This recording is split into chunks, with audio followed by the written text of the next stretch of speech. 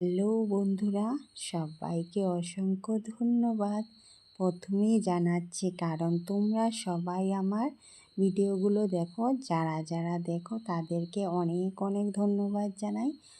আর দেখো, আজকে নিয়ে আসলাম সেই ছানা দিয়ে আলু দিয়ে তরকারি, মানে হলো পনির আলু দিয়ে তরকারি। তো নিরামিষের মধ্যে এই আইটেমটা কিন্তু সবাই করে।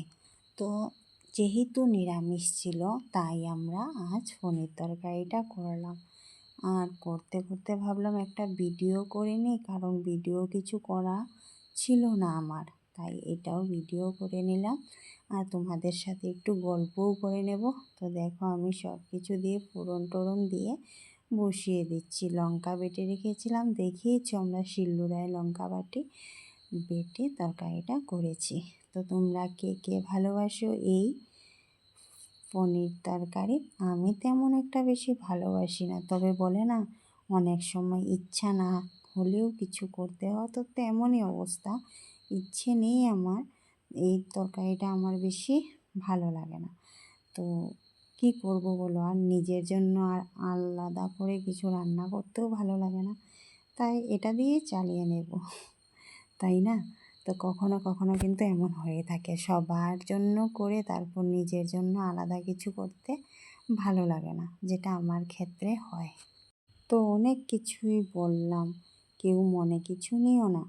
তো দেখো, তারপর তো ভুলেই গেলাম, আমার এই পেজটাকে তোমরা ফলো করে আমার পাশে থাকবে, সেই ধন্যবাদ জানাচ্ছি আমার সকল বন্ধুরা। আর তোমরা এত ভালোবাসা দাও বলেই কিন্তু আমি একটু ভিডিও করা উৎসাহটা পাই। সবাই আমার পাশে থাকো বলে, তোমাদের এত ভালোবাসা পাওয়ার কারণেই কিন্তু আচ্ছা, সবগুলো কাজ আমি করতে ভালোবাসি।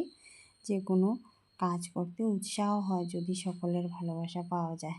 তো আমি ত্রিপুরা থেকে অন্নপূর্ণা, আমার এই পেজটাকে ফলো করে তোমরা সব সময় আমার পাশে থাকবে, তোমাদের পাশেও কিন্তু আমাকে সব সময় পাবে। তো দেখো, তোমাদের সাথে গল্প করতে করতে প্রায় আমার মশলা কষানো হয়ে গেছে। তারপর পনির আর আলু দিয়ে দিলাম, ওদেরকেও একটু ভাজা ভাজা করে নেব।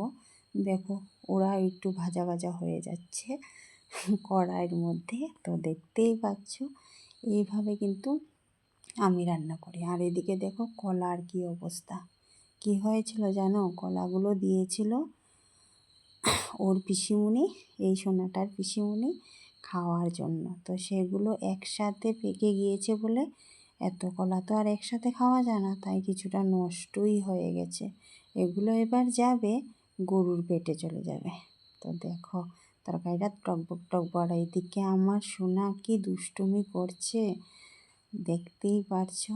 তারপর ওকে বললাম একটু দাঁড়া, তরকারিটা হয়ে গেছে। ও কিন্তু এই তরকারিটা খাবে না, ওর জন্য আরেকটা জিনিস আছে,